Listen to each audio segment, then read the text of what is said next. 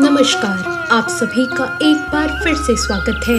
काल भैरव जयंती के मौके पर काल भैरव अवतार की कथा सुनते हैं। शिव महापुराण के अनुसार एक बार भगवान विष्णु जी ने ब्रह्मा जी से पूछा कि इस ब्रह्मांड का सर्वश्रेष्ठ रचनाकार कौन है।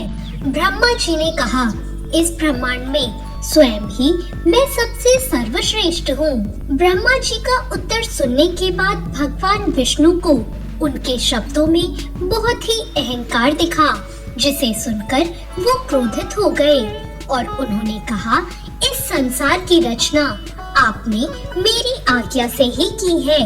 और फिर दोनों मिलकर चारों वेदों के पास गए और अपने सवाल का उत्तर ढूंढने लगे। सबसे पहले वे ऋग्वेद के पास पहुँचे और उन्होंने ऋग्वेद से प्रश्न किया कि इस ब्रह्मांड में सर्वश्रेष्ठ कौन है।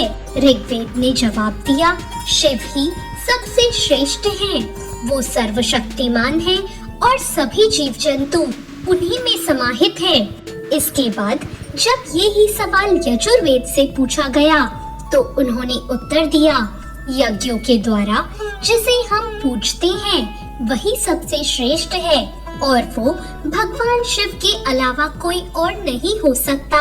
और सामवेद ने भी इसी प्रश्न का उत्तर दिया कि विभिन्न साधक और योगी जिसकी आराधना करते हैं वही सबसे श्रेष्ठ है और जो पूरे विश्व को नियंत्रित करता है वो त्र्यंबकम यानी भगवान शिव है।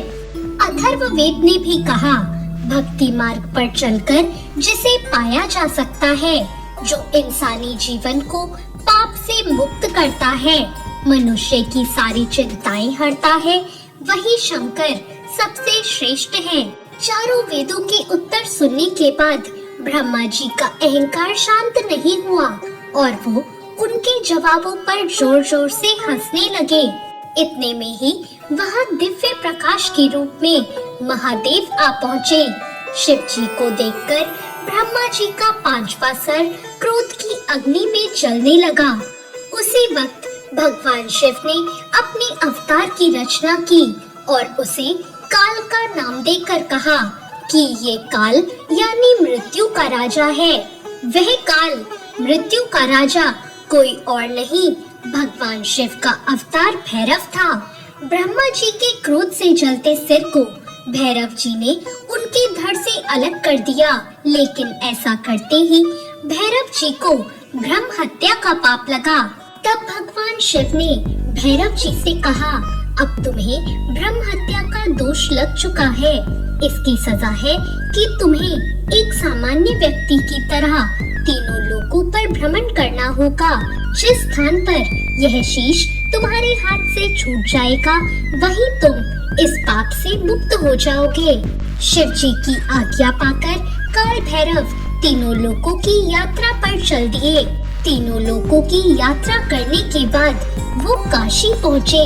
काशी भगवान शिव की नगरी है, जहाँ वह बाबा विश्वनाथ के रूप में राजा के तौर पर पूजे जाते हैं। यहाँ गंगा के तट पर पहुँचते ही भैरव बाबा के हाथ से ब्रह्मा जी का शीश अलग हो गया और भैरव बाबा को ब्रह्म हत्या के पाप से मुक्ति मिल गई।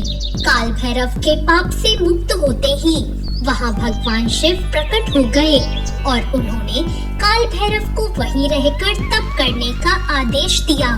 भगवान शिव ने काल भैरव को आशीर्वाद दिया कि तुम इस नगर के कोतवाल कहलाओगे और इसी रूप में यहाँ युगों युगों तक तुम्हारी पूजा होगी। भगवान शिव से प्रेरणा पाकर जिस स्थान पर काल भैरव रह गए वहाँ उनका मंदिर स्थापित किया गया। काशी में मान्यता है कि भक्तों को बाबा विश्वनाथ के बाद काल भैरव के दर्शन करना अनिवार्य है, अन्यथा बाबा विश्वनाथ के दर्शन अधूरे माने जाते हैं। जिस स्थान पर ब्रह्मा जी का सिर गिरा था उसे कपाल मोचन तीर्थ कहा जाता है। तो ये थी काल भैरव अवतार की कथा।